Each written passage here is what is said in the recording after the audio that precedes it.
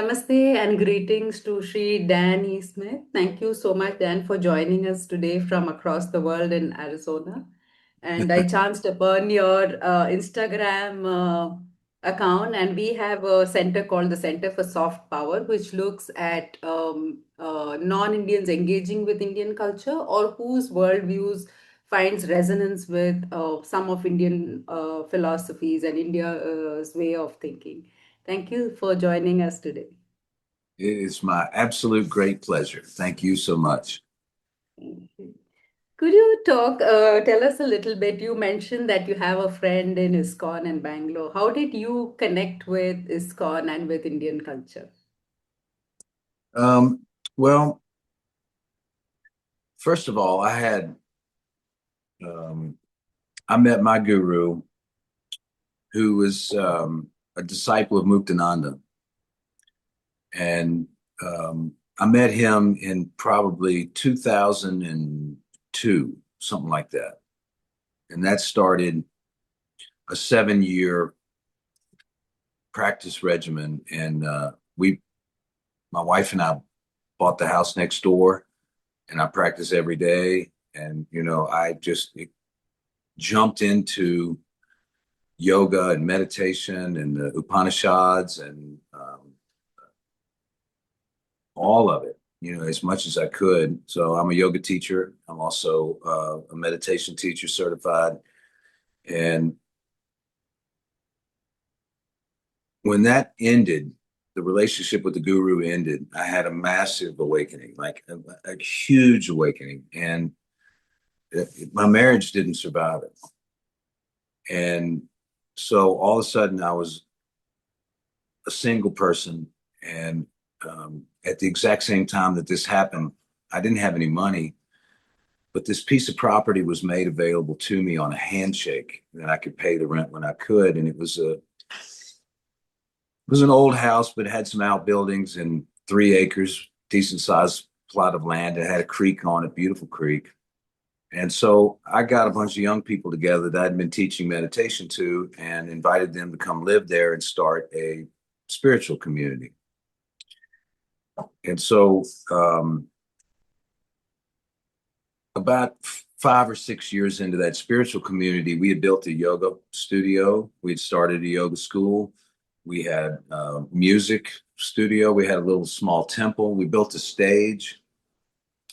And one time we had an Airbnb business and this is how we paid for everything, was we rented out rooms to people from whoever wanted to come visit with us. And so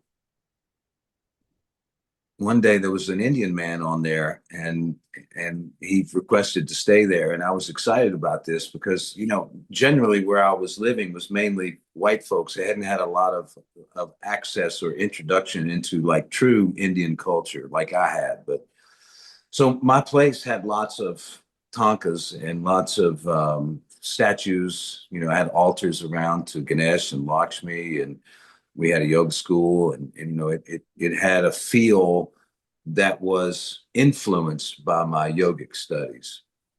So anyway, this fella comes Hmm. to my place to stay, and he is dressed so beautifully. I mean, impeccably in white pressed linens. He's got 3 bands of paint across his forehead, and he's just such a beautiful man. And when he walked onto the property, you could just feel the whole energy just shift. And so he was from, I can't remember which temple in Bangalore. Right now, I can't even remember his name. It'll come to me. But he was there for an international studies conference. And so he spent very little time with us. But when he was there, everybody in the community surrounded this man. Mhm. And we became great friends in that short period of time. I drove him to the airport, and we've been in touch. Several years later, right after that spiritual center was actually taken from me, somebody said they were going to buy the property so that I could be there forever. They bought the property and said, I'm going to take your place. They relieved me of a tremendous amount of karma, and they also smashed my heart into pieces because we had spent 10 years building this center, right? And I didn't own it. That wasn't my role. My role was I had a beautiful landlord. So anyway, after this happened, he contacted me again and he said, I want to come stay with you again. I've got to be in Denver. And I said, I don't have the place anymore. And I told him what happened. And he said, I'm going to start sending you a text every single day to remind you to do Krishna mantra. And so I was really broken at this time. And it had broken me. I hadn't lost all my faith, but I was really in a strange place with my faith. And it was the perfect call. And I've got a standing invitation to come to Bangalore anytime to come visit him. I sure will at some point. But I started chanting tens of thousands of mantras a day. I just from the moment I woke up to the moment I went to bed, I chanted to Krishna for a couple of 3 years, and it really helped me get back on my feet. Wonderful. That's it's a difficult journey, probably not for everyone. Yeah. Not everyone can come back after such a, difficult phase. But then since you talk about yoga and meditation, can I go through a list of questions so that the interview is a little structured? And thank you for Anything sharing you want. your Absolutely. story. Yeah. Then in recent years, there are concerns about yoga and Kundalini awakening and it becoming a psychological or a spiritual trap. Can it become a psychological or spiritual trap without the right philosophical grounding? So, without the darshana that you had access to, do you think it could become more of a trap rather than an escape? Well, that's a wonderful question. I have a lot of experience with this, actually. The reason my marriage didn't make it through that period of time was she had a massive Kundalini awakening and it went awry, and she spent some time in a mental health facility. And it was a long road back from that year and a half of, we had 3 children at the time. It took everything from us. When you get mom and it goes the wrong way and she needs a lot of care and you have 3 children, it changes your life, right? It changed my life in a way that I cannot describe. I've seen it a couple of other times too in my practice, and I counsel quite a bit of people in this. And I think in the United States, especially, we like to be number one. We like to go on a fast path. We like to be the best at what we do. And so, a true student who's not in a hurry, who's listening to the guru, who is working honestly, and they have the right temperament, I feel like they don't have much danger for it. But in this country, as in every country, it's a worldwide situation. There are certain people that have minds that are focused on their their persona, their looks, how fast they can get through it, how good a student they can be to impress others, not to be with God. They don't have that capacity yet. And so that seems to me to be the person that has a difficult time looking out for others already, that learns that lesson, that ends up developing some kind of psychosis. But it is the fire of God. It is the force of creation, and we must treat it like sexuality with a great deal of reverence. So if you've got the right teacher and you've got the right temperament and you work with the Kundalini energy in any kind of enlightening practices with reverence, and I feel like it's a beautiful, beautiful path, and it's a safe path. Yeah. So, do you how do you think that this force that we describe, that energy which propels you towards awakening, is it a benevolent force or is it a neutral energy?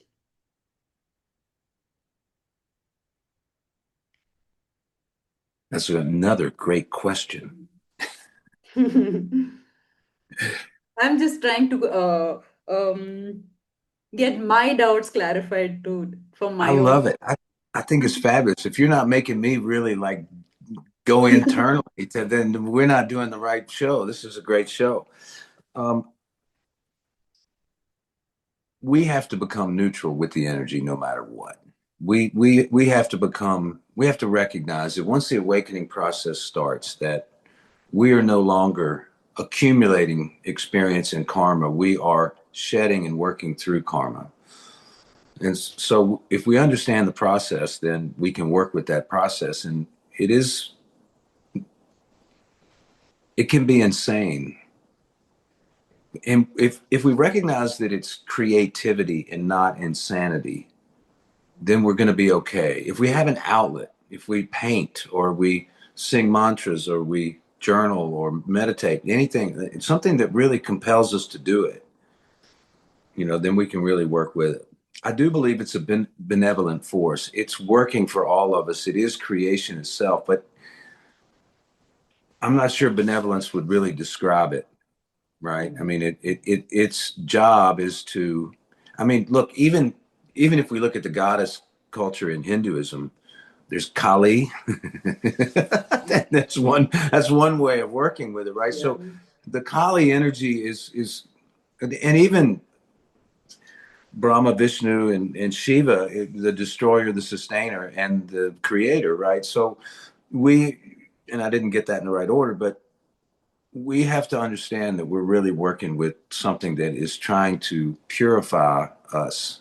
And if we've got a lot of karma and it takes us through a difficult time, then that's just kind of what happens. That's our karma.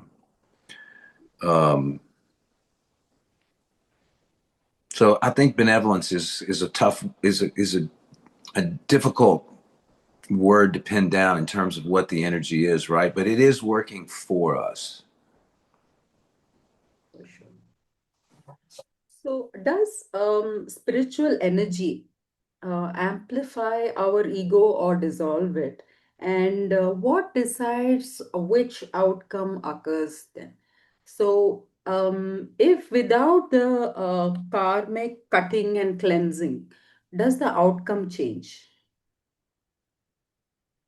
Yes, the we each come in the way I believe and what I've been given in my through my books. I've written 11 books, by the way, and seven of them I don't write from experience. Like the energy comes knocking, and all of a sudden, if I don't release the energy and turn the energy, I have to actually translate the energy into English, and it happens fast. And it takes over my life for a few weeks. So in the channel that it's opened up in me for wisdom, um,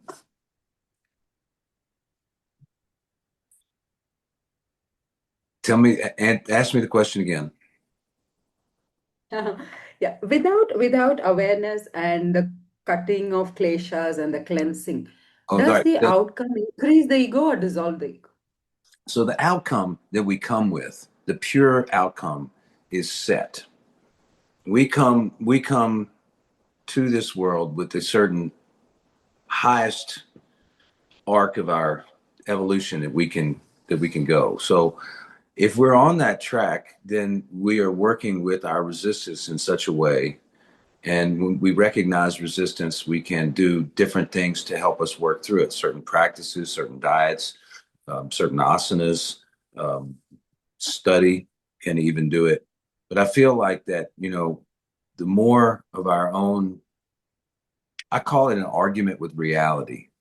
If we stop arguing with reality and we just accept and bless everything that comes our way and really pay attention to what things we get engaged with, if we're really listening to our intuition, which I believe is our connection, and when someone has a lot of spiritual energy, their heart chakra is open and the other nadis are functioning, then they can truly hear the voice giving them instructions about which way, what's the next step to take. And to the extent that we're always working towards that, we're working towards that perfect outcome. So the other side would be that we miscreate. We use the energy for our sexual gratification or for um, building an empire or whatever like that is. That's the gross example. But I'm saying in between that example and the highest example, there's a myriad of pathways that we can travel. One, and all those paths that aren't aligned with that original path are accumulating karma. Now, once we get to an awakening where we actually have been awakened and we're moving through the system, we're going to reach our destiny. I think the awakening process simply accelerates it, and we can accelerate it. But there are certain fixed points that we have that we must reach during our lifetime, is, with relationships and certain things that we need to learn and study and experience. And a lot of that stuff is already in our destiny plot, our destiny um, plan, the blueprint, I call it. So we in the United States, we work with a lot of impatience. People want it right now. And so what we really want to do is slow down, because slowing down is actually the thing that accelerates the path the most. And that really helps us. And if we're really listening in that time and we're guided to do a cleanse, panchakarma, or even just eat a certain dish like khichdi every day for a certain period of time, right? Cut out the chai. Too many I have. Yeah. I like chai. I have chai every morning. That's what I do. Then, yes, we accelerate the path. We do. But we can't accelerate it past what it's already supposed to be. But I think it's actually a similar question to what you asked before is that if we're in a hurry, if we're pressing it, then we're miscreating because we now become in a hurry. I'm just rereading the Ramayana, and the rishis there did tapasya for thousands and thousands of years, but we want outcomes in 2 days and 3 days and 4 days. So I guess what you're saying is, yeah, we don't realize that how long it takes to actually reach the point that we have reached. And it may take lifetimes. And Yeah. we need to be that patient, life never ends. There's never a stopping point. Like we continue onward wherever that is. So um, we better get patient now. There's nowhere to get to. Yeah. So, in your books and in your teachings, in terms of who comes to you for help or for your courses, do you find that the solutions that meditation and this awakening offers helps those who have psychological issues? Are they content to stop there, or do they push, a little more and see what is beyond this physical and psychological well-being? Is there something beyond that? A truth. Mhm. Most of the people that are attracted to me are far enough on the path that they have probably sought out a great deal of counseling, therapy, traditional type of work, and they've hit a wall. And I even have therapists that work with me who are frustrated because there's so much change going on in the world right now that they had. We're taught in the United States when we build a practice, whether it's a dental practice or a psychological practice, that to make it's maintenance. Like you get a client, you keep a client, you keep them going. There's nothing wrong with that. But at the same time, there's so many people that are being pushed into a situation right now that they need help, that we're having to become more efficient at the work that we do. And so that seems to be when people come to me. They're like, they've hit a wall. And the psychological tools that we have are very much hierarchical based on reason rather than spiritual truth. Mm. And we've got to get out of the hierarchy. We have to take people, even me, if I look at myself as a teacher and I look at somebody as a student, I cannot have a hierarchy there or I'm out of alignment with things. We need to let everybody, we need to value each one of ourselves as the spark of divinity that exists within all of us, right? We're all on the same level. We're all going home together. We're all part of one large, gigantic mandala. The people that seem to come to me the most are the people that struggle. I mainly work with empaths, like really strong empathic people who have a long history in their life of challenge, being the odd person out. Um, they were the ones that could recognize that humanity was sweeping things under the rug and not dealing with them, and they were trying to call it out. So I have a tarot deck that I built, and it's called the New Earth Tarot of the Black Sheep.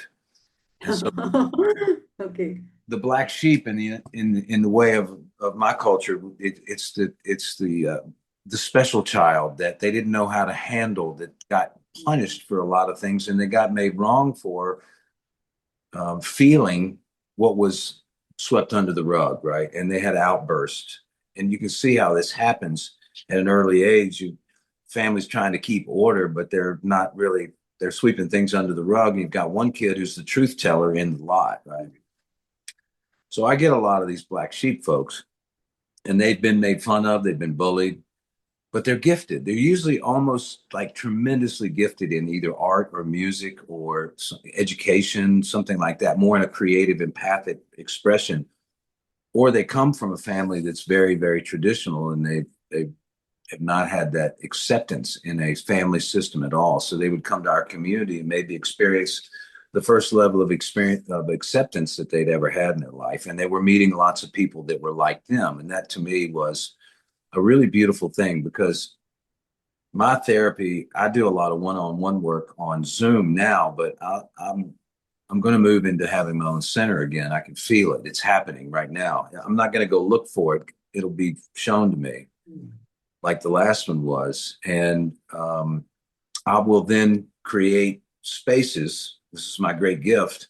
I make labyrinths. I'm a labyrinth designer, but also other spaces like stages and meditation halls and yoga rooms and that kind of thing. Even where we dine, and have fun and enjoy ourselves. Um, and so I create space, which I call creative, dynamic, open space.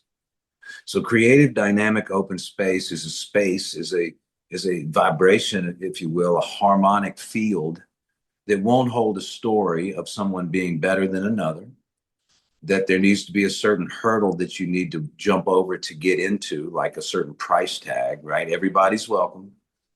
Um, and it lends itself to an open heart and a free flow of creativity. And so, really, the big problem we have in the States, the opportunity we have in the States, is people have given up their art, they've given up their passions to make money and to try to live in this, Western society. The illness of trying to be enough in a society of scarcity, because it is a society of scarcity. Um, yeah, we have all this wealth and all this abundance, but it's held by a very small fraction of the people, and everybody else is working really hard, like in most places. It's sort of like a caste system, of sorts. But in my center, we don't play the system. We just bring everybody in. When you come into my place, it feels like you've come home, and that your expression is welcome, and people are asking you about you and what you're good at. And if you don't know, they're going to help you do it. And there's lots of spaces around and ways of interacting with other people that open up somebody's curiosity about life. So Rudvananda, he was the teacher that introduced my teacher to Muktananda. He used to talk about that a human being really only has one problem, and that is that their resistance to their spiritual path, that field of energy is bigger than their desire to grow. And so if you have a small desire to grow and a big resistance field, then you're not going to move very fast, and you're going to suffer from mental illness, because these thoughts are just moving around in your head, and you're trying to play this game that doesn't make any sense to anybody.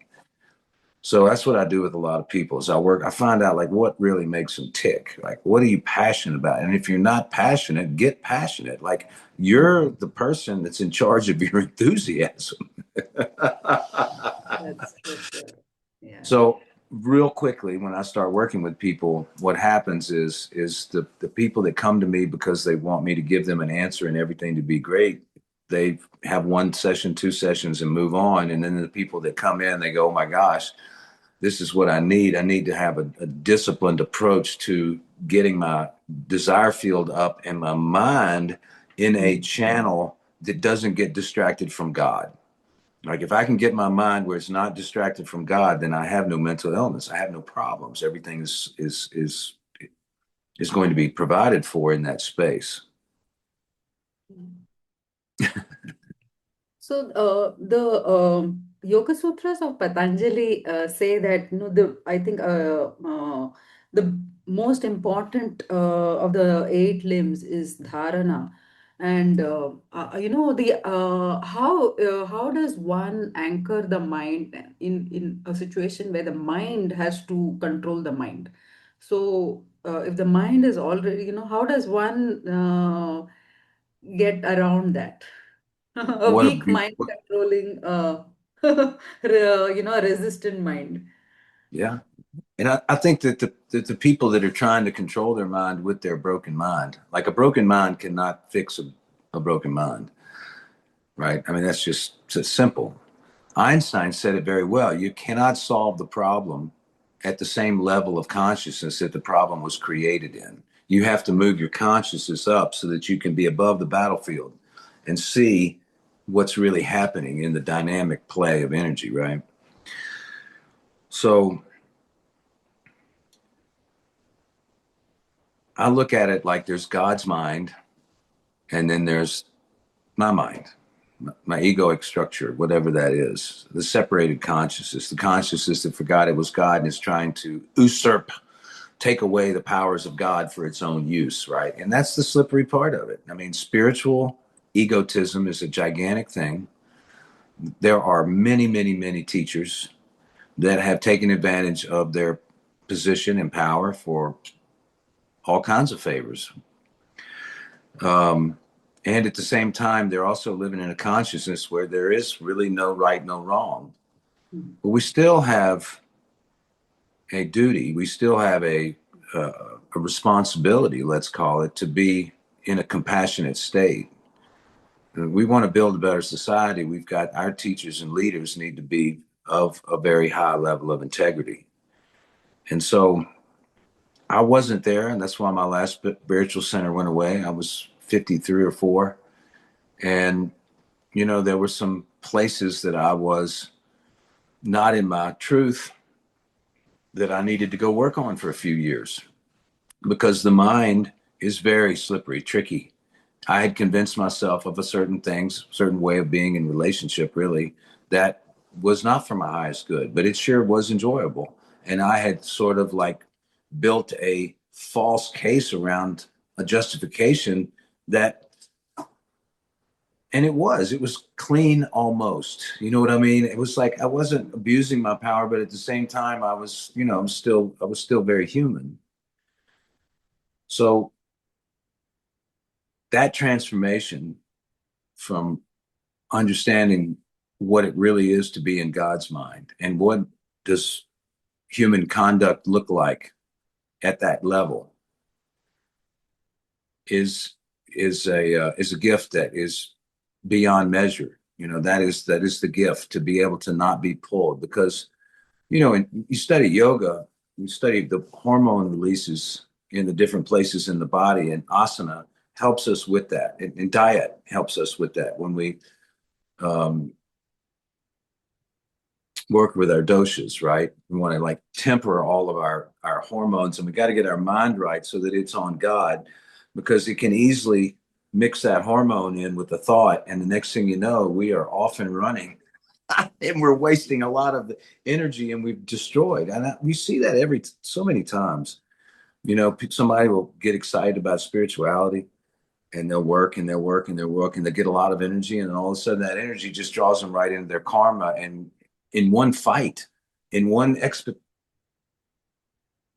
escapade, they lose all that energy and have to start over again. So I think that we have to give each other a lot of leeway and let people make mistakes, let people grow. And there are going to be two people in this category: the people that admit what it is they're really dealing with and really go after the solution and are willing to speak to people openly about it. And then the people that are too ashamed about it, they're trying to control the narrative of other people through their mind, trying to control the experience of the awakening with their mind. And it'll only lead to a tower moment. It'll only lead to a fall. And if we're trying to get enlightened, if that's our goal, then we want that to happen in a strange way. We want to be exposed. Because once we're exposed and we find Krishna, we find God, we find the light, and we're in that, and we and our behavior now becomes that of pure love and compassion and devotion, then we have nothing to fear. It doesn't matter what we had to get involved in our life to learn the lesson of this. Right? I mean, even if you work with people in prison, have been done god awful things, but there's still an opportunity for them to awaken and forgive and be in Krishna consciousness and see that their pathway was something that was karmic and that they get to shed that and be free of it. Right? Absolutely. Then how does one differentiate a genuine awakening from a trauma-induced spiritual crisis? Because even for me myself, it's like either it's something that you pursue, you work with, you study, you have a guru, but you don't act, you intellectually believe that, oh, I have understood what awakening is, and you almost fool yourself that you're awakened at times. But then a trauma hits and you feel that you do not have the tools that this all this work should have given you to deal with that crisis. So how does one know what is a genuine awakening and what is just a intellectual delusion of knowing the content of all the what is required for the awakening? Right. Another beautiful question. Mhm.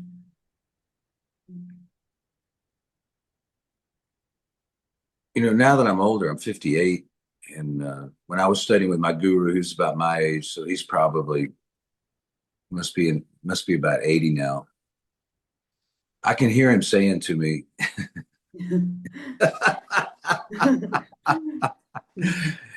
but we we carry these karmic seeds, these karma, some scars, right? We carry them in internally in our energy system, and we feed the body in a reflection of those things, and we over-identify with the body. Like for me, when I was 12, my first sexual experience came with somebody who was my caretaker. I was abused, if you would call it abused, right? It was through spiritual practice that I discovered that he was really initiating me in a strange way. Like that whole experience, once I went through the forgiveness and did a lot of spiritual practice and was lost all my anger for it, I was free. Now, a bunch of other things happened after that. That happened at my age of 42. That I finally was able to have had enough spiritual practice underneath me to even speak about it. But then, and for years in my whole life, I would have moments where something would take me over and I would become a shell of myself and I wouldn't know how to interact with people. And I was depressed and and I really had no power over that at all. And I thought I was a victim to it. I thought it was out to get me. And that mindset really drove where I was in the beginning. But, I was able to turn that around because the teaching that I got from my guru that I now use is that these things are in us and the spiritual practice loosens them up and then it expands and it moves beyond us. But we experienced it on the way in. We have to experience it on the way out. Right? But what happens is when we've done the practice or something comes up, the awareness comes and we believe that it's true again. We're not strong enough. And then that's a learning that we have to do. It's like, oh, I'm not quite there yet. And when we recover from that traumatic event, then we go again. So we have to dedicate ourselves to practice every day, no matter what. It's an unpopular opinion, but good spiritual work will give us more spiritual work. I used to think I was being punished because I was so depressed and I had to practice so hard just to get to a place of just simple well-being. But then I discovered that my depression was trying to enlighten me, and the practices were um, an inheritance that I got from God. That all I had to do was spend an hour of practice every single day, which seemed like a lot in the beginning. I was inconvenienced by the practice, right? But then once I started doing the practice, and I got to, and no matter what happens, how sick I am, no matter what my day goes, no matter how crazy the kids are, I'm going to do this practice. And there were many times that at the end of the day, I finally got to it because I made this promise. It's rare that somebody in this world has the capacity for day to day, ongoing spiritual growth. But over time, it will train the mind to be in a place where it doesn't get distracted with all the stories of the mind. And it's tender in there because we really believe all of these things to be real. And what we're realizing as we enlighten ourselves and wake up is that they were only as real as we thought they were. But we experience something, a betrayal, a trauma, an abuse, and we don't know how to deal with it. And so we stuff it away. And then it tries to come out. It tries to come out. It tries to come out. Every time it comes out, a lot of times it'll draw a similar situation to it, and we'll just recompound the trauma in us, right? And so it really is about a purification, I believe. And we have to be steady Eddie and just keep going. And even if the trauma comes in somehow, some way, make it to that meditation mat, yoga mat, meditation cushion, mantra, whatever it is, a walk in the woods talking to God. And that takes a special person. It takes somebody who's probably been hurt a lot and somebody that is not so conditioned by our reality to seek the kind of medical care that's only going to bury that away again. Yeah, for sure. There's a saying, Dan, which says, what do you do after awakening? So, it was said that the woodcutter would cut wood before awakening, and he goes back and cuts wood again after awakening. So you just realize that it's not you who's doing the thing. You were doing exactly the same things. And it's just that now I know that it's not me doing, like you talk about not preparing for what you're going to say, but you just know that you're being told that this is what you say today. Like there are a series of synchronicities, and people who have met 20 years ago or in my childhood are resurfacing now in adulthood without any connection. It's not like an alumni meeting or something. They just randomly reappearing in my life. So now I do know that there's a design, and I feel these things are being shown just for me to realize that it's all a play, and I'm just a witness to this cosmic Leela of Krishna or Kali. So now I feel free that I don't have to do anything. I have to just be an observer and be a good executor of their plan. But earlier it puts tremendous pressure because that you have to be a useful contributing member of society, and you have to give back, but you have to put in so much effort because one side is being drawn towards vairagyam and spirituality, but you still have to work in this world. But now it's everything is so easy because I know that I don't have to do anything, they'll do it. So it's actually such a beautiful way of being, and which you talk quite a bit about, not just listening to what they're saying, but is this letting go. It's like you said, it's a lot of blows, and you're like crushed by Kali before. So like someone said, to worship Kali you should be able to give your skull to her, to the garland that she wears around her neck. So it does, sometimes you don't have any choice. It's total sharanagati. Only when you're in that situation do you actually give up and say, okay, you do what you want with me. But is there, some middle path that you have discovered where we don't have to totally be crushed before we surrender?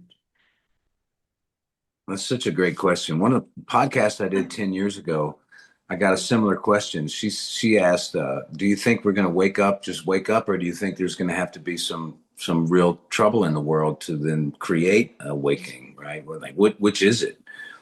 I think it's a little bit of both. Um,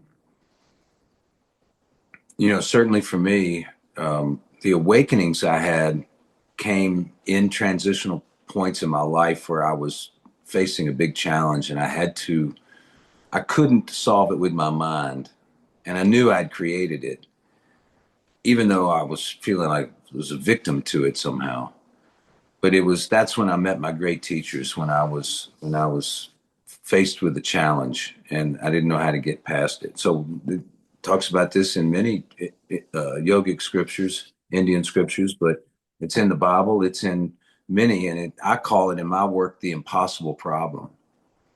And so we come to a place in our life that's the impossible problem, and the impossible problem has no solution to it. It actually and I think of Ganesh when I think of the impossible problem because Ganesh will put the challenge in front of you and then Mhm. help you solve the challenge both, right? So the challenge comes to us so that we can then reach for God more, right? That's the only real solution is surrender and to turn it over.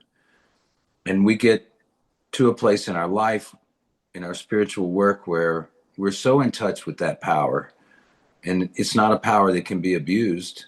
Once you get to a certain level, it's just a simple knowingness, a nudge, a feeling where literally God is moving our hands and our mouth. And that was the prayer I said before I got on here. God, just help move my mouth tonight. Um, and then I, the first teacher I met, he used to have a prayer that he said, let's learn by grace and not by karma. Mhm. So there is a pathway to learn by grace. And I think that, it's probably closer to bhakti yoga than anything else. Um, and that is devotion to something. We can really devote ourselves to something. And I feel like the devotional path is the softest way through. Because even in our devotion, we're giving of ourself and we're giving up we're not looking after our needs. Our needs are cared for. That's the lesson we're learning, but we've got to help whatever cause we get involved in.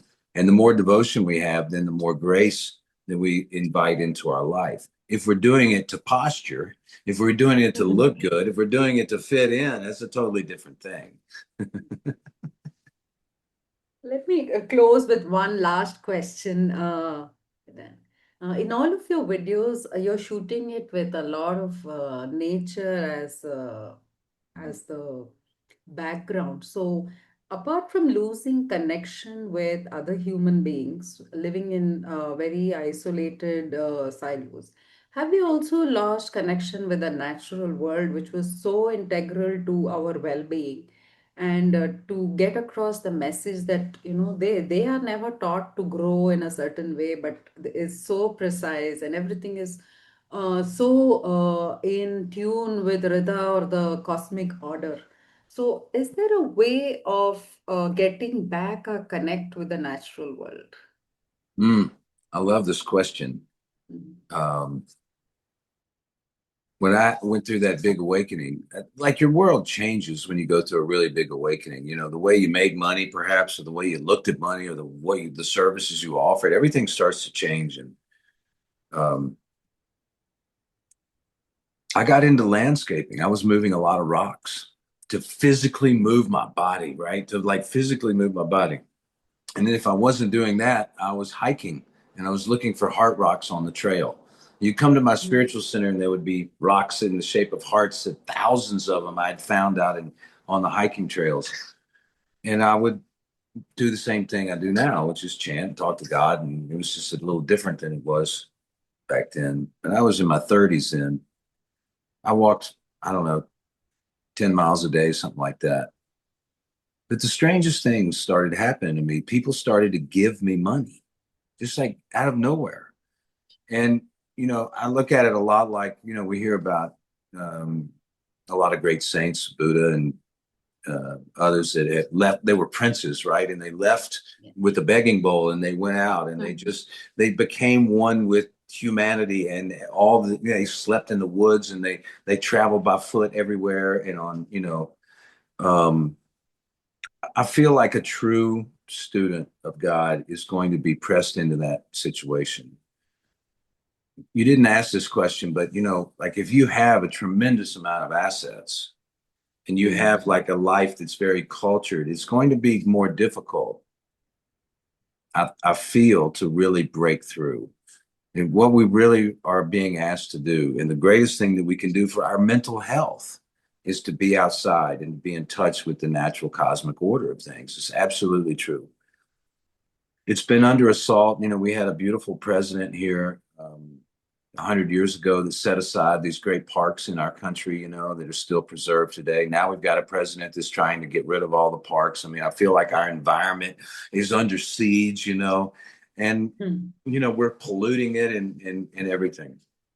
In my work, it's not something to worry about. There was a poem in my book called The Gift is Listening.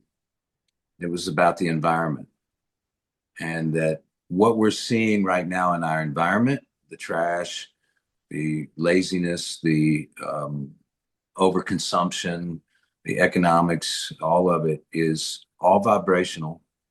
But we're seeing a reflection of the shame that we have all participated in, generational after generational after generational, show up in front of us. You know, in the United States, we're not honest with our trash. We clean it all up. It looks great almost everywhere. It looks pretty, but we're also creating so much trash and it gets piled up somewhere.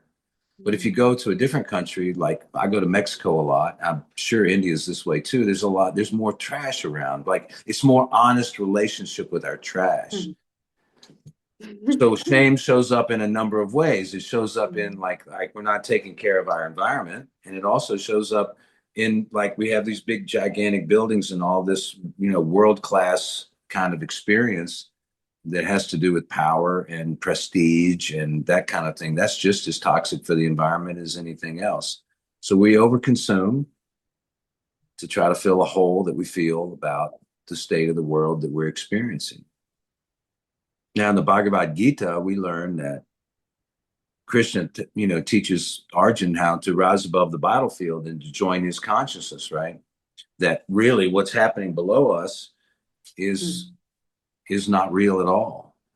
So there's an interesting paradox with the environment, which is what's happening looks very real to our human eyes, but if we were to look through God's eyes and see it through Krishna's eyes, then we would see that we're living in a pristine environment and that we all are pristine ourselves. But the environment is vital to anyone's progression. And I think any ashram that you've been to, and certainly here, there are always flowers and it's well kept. And, you know, I'm a labyrinth maker. I love to make a nice walk in a natural setting where people can really connect with the flowers and the design and I see my labyrinths. I let the grass grow real high and the butterflies come. And, you know, it was a very natural experience because that is my value. My value is to get people in the trees. Oh, beautiful. Yeah, beautiful. I hope it comes up soon. I'm sure it will. Yeah. Well, we'll see. The last time it happened, it was a great miracle. It came out of nowhere. It was after I did a lot of practice, and I just can feel it. I can feel it coming. And, you know, it was only 6 months ago that I started the Instagram thing. I mean, I've been on there for years, but it was the 6 months ago in the springtime, I started doing the daily walk with the thing. And now I've got, you know, tens of thousands of followers. So something is really happening. It's a reflection of my inner state. And I think that these people are one way or another, the people that are drawn to this are the people that are going to be a part of this community. And I'm excited about it in whatever way that wants to happen. And I feel like that what we're going to do is bring a garden, a place that we can all call a garden. You know, it won't be a commercial venture. It'll very much attract the same kind of people, my guess. The last time what I was short on was practice. I had done so much practice when I got there, but I didn't require it of the people who came. I offered it, but I didn't require it. And so I think that's going to be a little bit different, a little bit discernment. You learn a lot about people, the people that are willing to do the work and the people that aren't. Yeah, that's the discernment door that I've been learning for the last little while. Wonderful. Thank you so much. The reason I didn't ask the question that you said I didn't ask Was because one of my ancestors, his name is Tyagaraja. So he's the king of renunciation. So my mind never goes towards, oh, if I was so wealthy, what would I do? Or, if I had so much, what would I do? It's like, if I don't have anything, what will I do? Yeah. So to The renunciation, willingly give up, very few will do that. yeah, be willing to give it all up and then take what comes to you without any effort. That's how I live my life. I do all my work by donation. It's always been that way. I don't charge a fee.